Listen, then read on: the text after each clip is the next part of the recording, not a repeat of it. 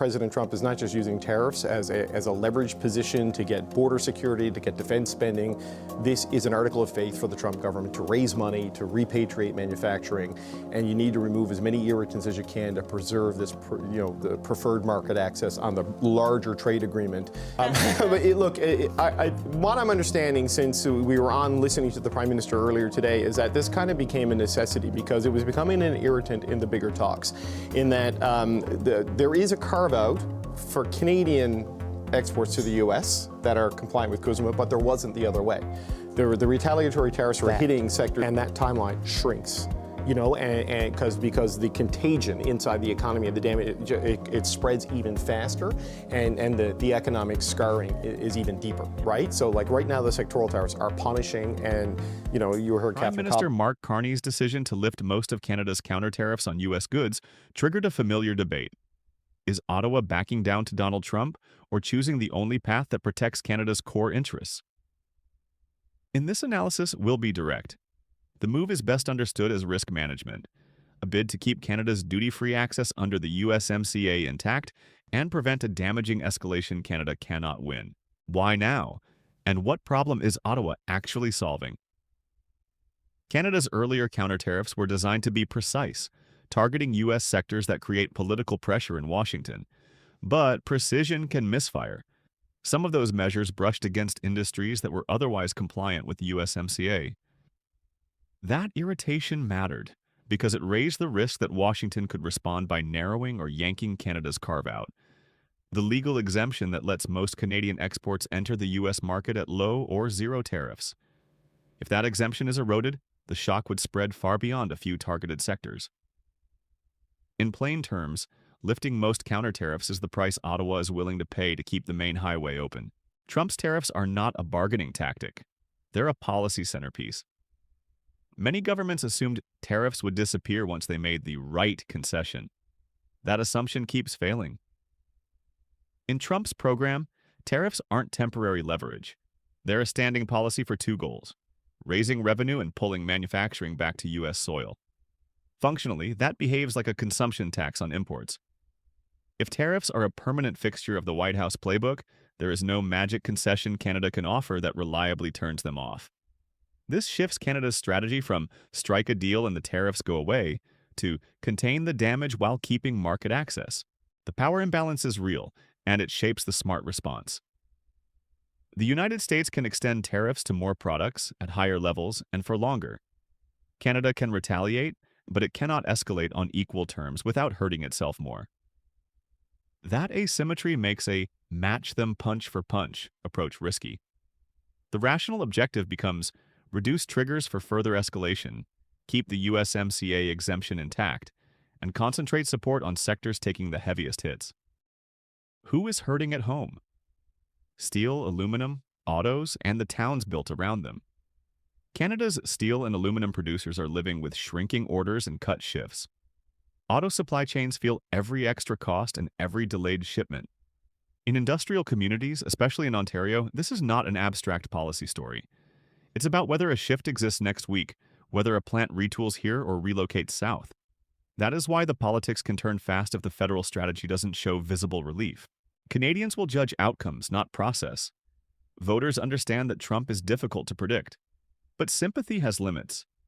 If the headlines remain about layoffs, shuttered lines, and companies moving production, patience will shorten. That puts a premium on measurable results. Ottawa needs to report simple proof points the public can see: preserved orders, stabilized payrolls, and no further expansion of U.S. tariff lists that would hit Canadian exporters. The Ottawa angle? Conservatives, the NDP, and the messaging trap. For the Conservative Party, the messaging challenge is credibility. Promising to be tougher on Trump is easy to say and hard to deliver when every major U.S. partner, from Europe to Japan, has been hit in some form. Voters may ask, tougher how and to what effect? For the NDP, the clearer path is worker first. Focus on income supports, rapid retraining, mobility grants, and targeted wage subsidies that keep people attached to work even if production swings. That message can resonate in places where families feel exposed to decisions made far from their town. Is lifting most counter-tariffs weakness or insurance? Think of this move as buying insurance against a worst-case trade shock. if the USMCA exemption holds. The vast majority of Canadian exports keep moving with predictable costs. Damage stays contained to specific sectors which government can support directly. If the exemption fractures, the pain spreads across the economy, creating deeper, longer-lasting scars, lower investment, lost capacity, and harder choices for fiscal support. Insurance is not victory. It's choosing smaller, manageable losses now to avoid much larger losses later. In a world where tariffs are a standing feature of U.S. policy, that trade-off can be prudent. What should the public watch next? A simple scoreboard. To keep this practical, here's a short list of markers that indicate whether Carney's approach is working. No new U.S. expansion lists. Over the next few weeks, does Washington avoid adding Canadian exposed categories, especially in autos, machinery, and intermediate inputs? Stabilization in steel and autos. Do order books stop falling? Are temporary layoffs reversing? Even small upticks matter as early signals. USMCA access intact. Are Canadian exporters still clearing the border under the same rules without surprise restrictions or paperwork choke points? Targeted supports moving. Are federal and provincial programs delivering, training seats filled, retention bonuses paid, energy or logistics rebates flowing to the plants that need them? Communication that matches the moment. Fewer adjectives, more numbers.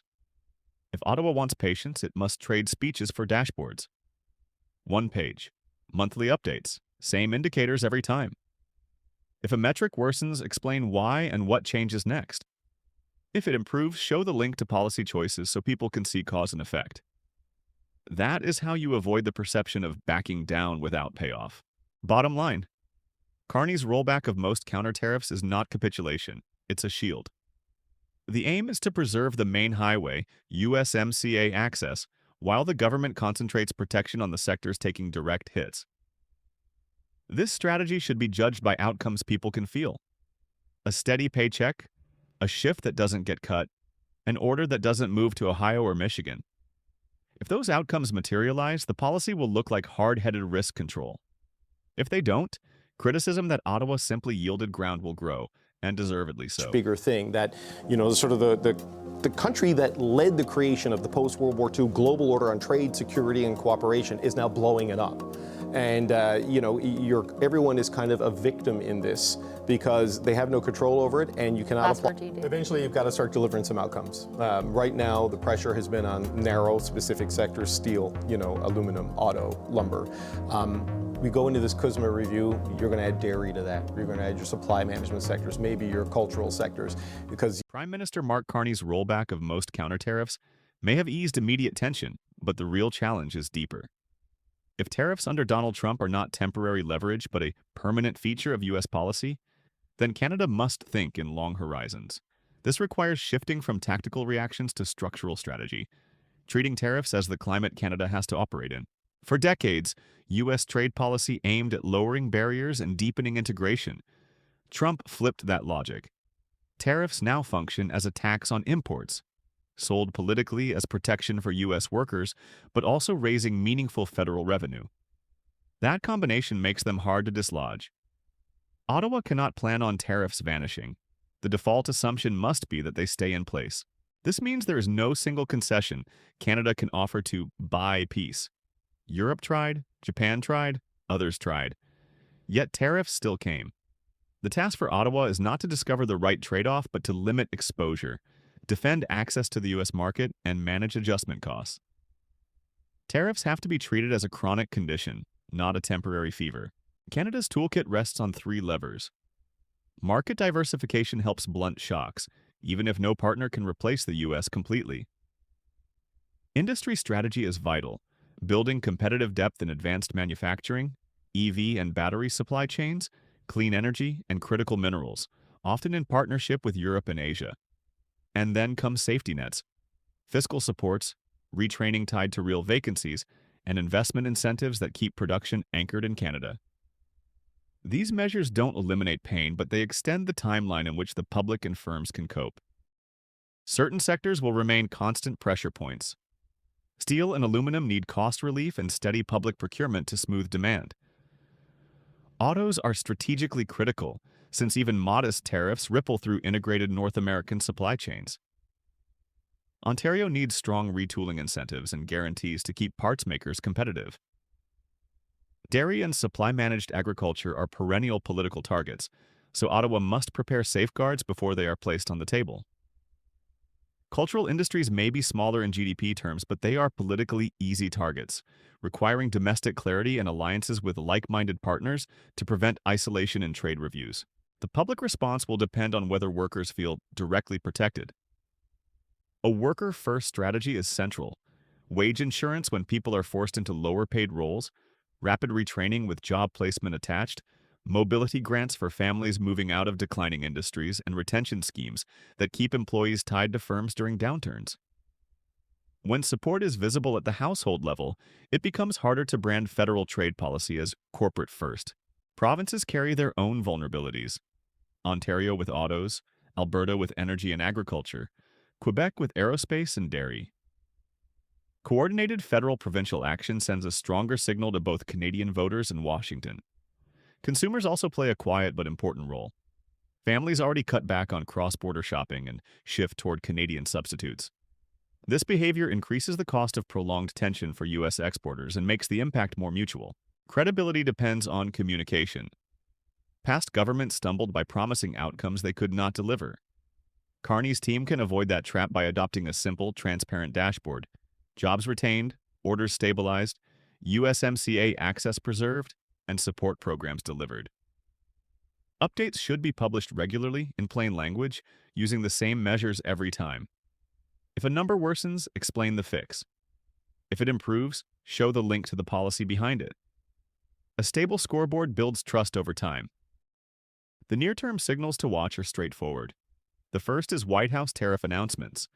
Whether new lists extend beyond metals into autos, agriculture, or cultural goods. The second is the administration of the USMCA itself. Any sign that exemptions are narrowing through tighter rules or paperwork. The third is legal and political dynamics inside the U.S., as court cases and congressional debates could either curb or entrench presidential tariff powers. Carney will ultimately be judged not on rhetorical strength, but on minimum wins under tough conditions. Keeping the USMCA exemption intact so most exports continue smoothly, limiting job losses in core sectors, growing alternative markets steadily, and maintaining credibility with transparent scorecards. Trump's tariffs are not a passing storm. They are the weather system Canada must navigate. The long game is about resilience, protecting vital access, cushioning sectors under strain, and showing that policy translates into steady paychecks, not just promises. Carney's retreat from counter tariffs was the opening move. The test now is whether Canada can adapt faster and smarter, proving it can withstand a superpower's economic nationalism without losing its footing.